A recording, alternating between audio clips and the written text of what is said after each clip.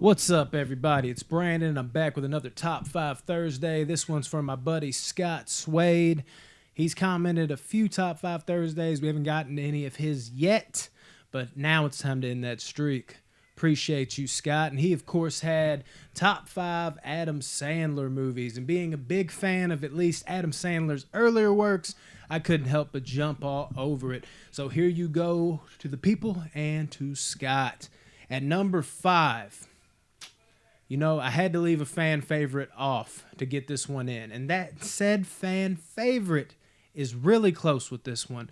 It was tough finally, narrowing it down, deciding on this. But because they were so close and because I feel like this one doesn't get enough love, I went with this one. At number 5, it's got to be Bulletproof for me.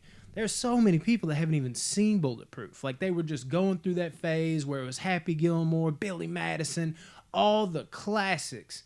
But Bulletproof, nobody'd seen that shit. I talked to my friends about it at school. I'm like, oh, but Bulletproof though? Remember when they did this? No, nothing, nada. As far as they were concerned, Bulletproof didn't even fucking exist. I remember seeing that shit, and I even didn't think Bulletproof existed at one point. Because, I'd seen all the classics, and then I passed by the case, and I'm like, holy shit, that's Adam Sandler.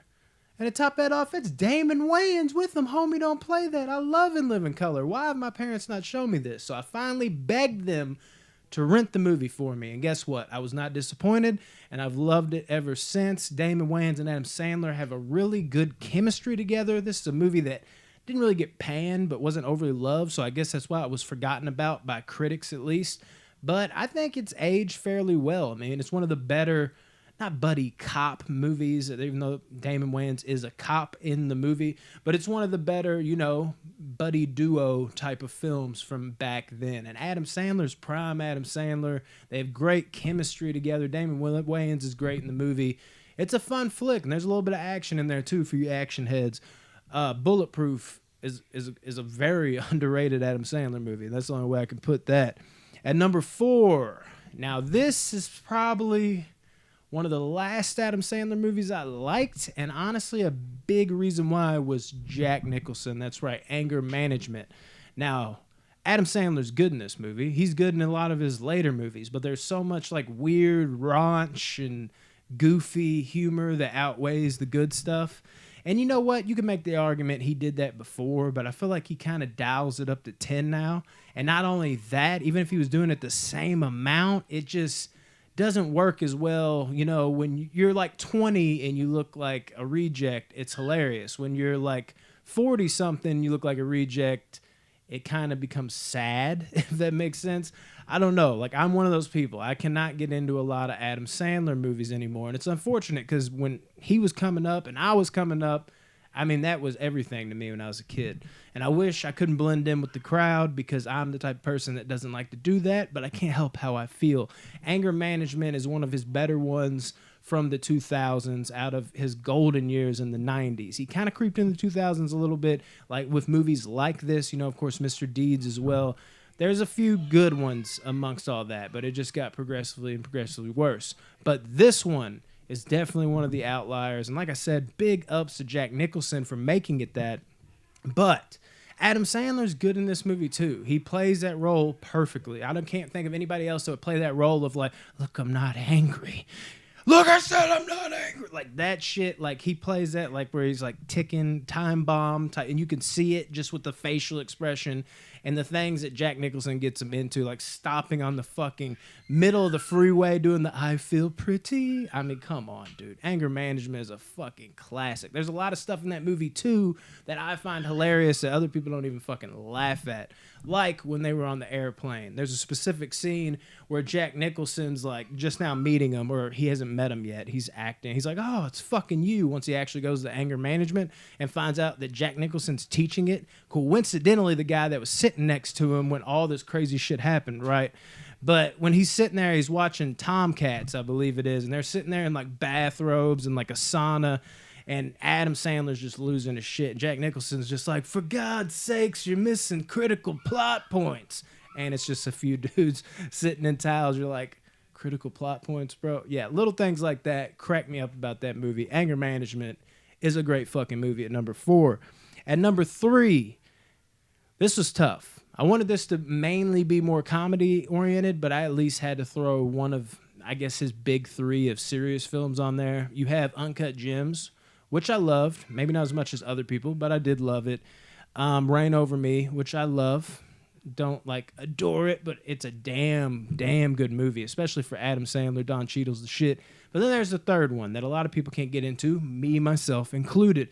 When I first saw Punch Drunk Love, which is my number 3, I was like, what the hell is this? Because, I was probably like 10. I was waiting for Adam Sandler to do Happy Gilmore type shit, and that never came. So I'm sitting there like, what the fuck am I watching right now? This is terrible, especially to a 10-year-old. It's very dry. Nothing's really going on. Everything's over my head.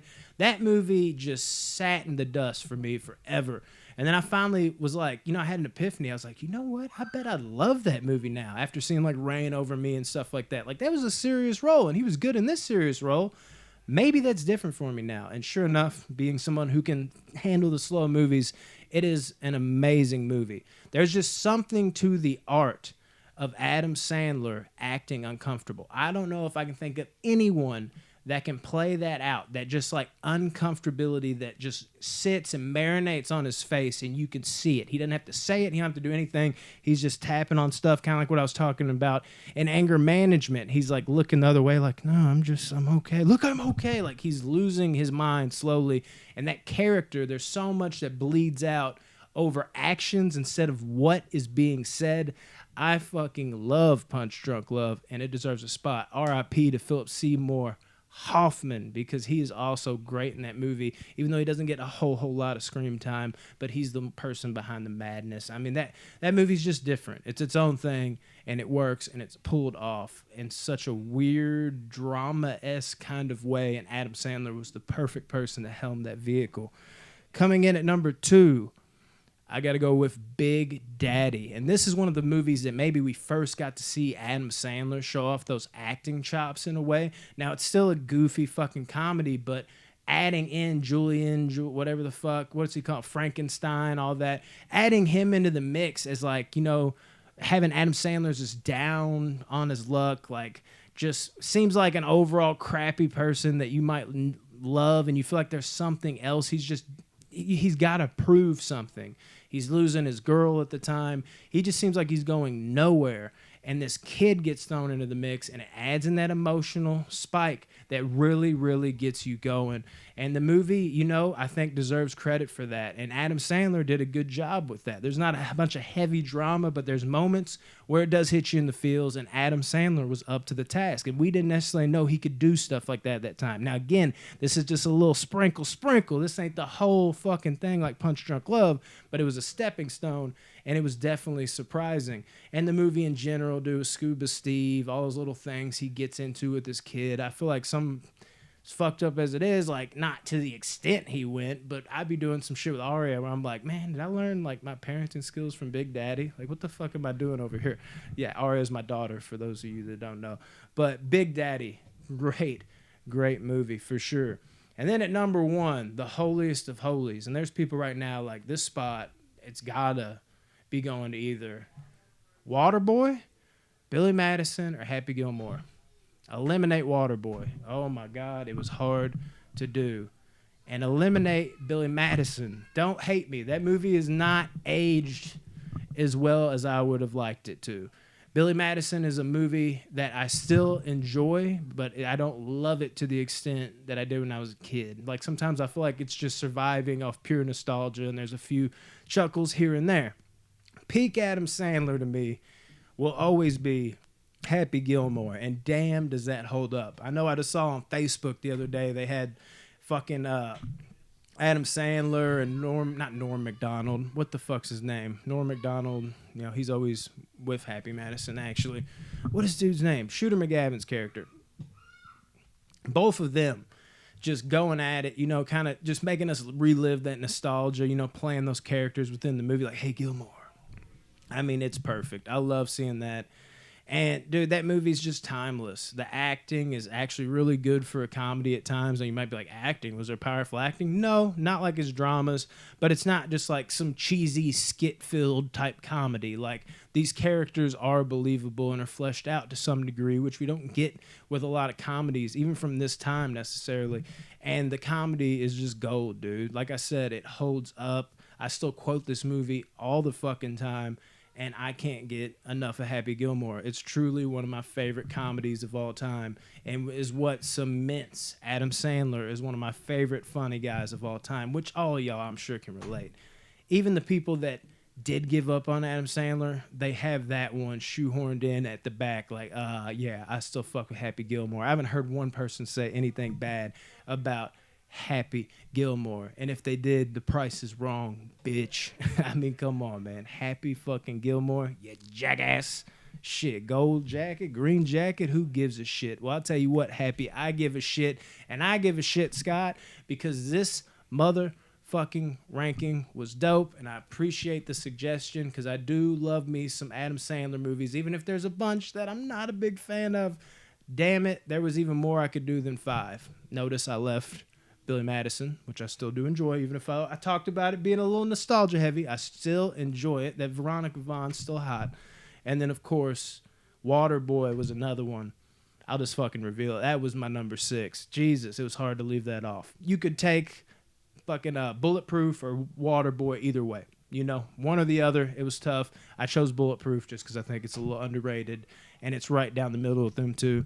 He's got some classics, man. And even Reign Over Me and fucking Uncut Gems. It was hard to leave those off there, too. But let's keep it comedy-oriented, right? For Adam Sandler. We can't just have a full-on drama list.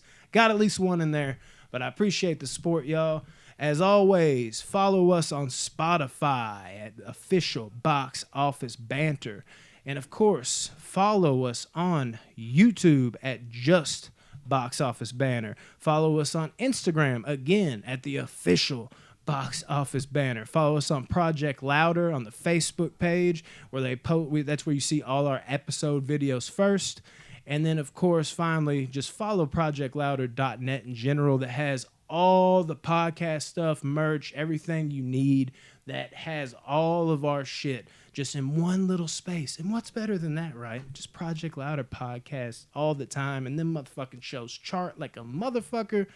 Get on that shit, man. If you like our podcast, check out other stuff on the network. Please do that. We love y'all, man. Keep fucking hitting that invite button to the group. We need more peeps. We can never have enough peeps. Love y'all, man. Seriously, keep up the good work because y'all grinding just as hard as we are. We love y'all's support. We seriously do, and that's from the heart. None of it's fake. I promise you. Okay, no singing. That's why I'm doing this. I do this with the mic. I don't sing. Okay, appreciate it. Hey, seriously, thanks, Scott. See y'all.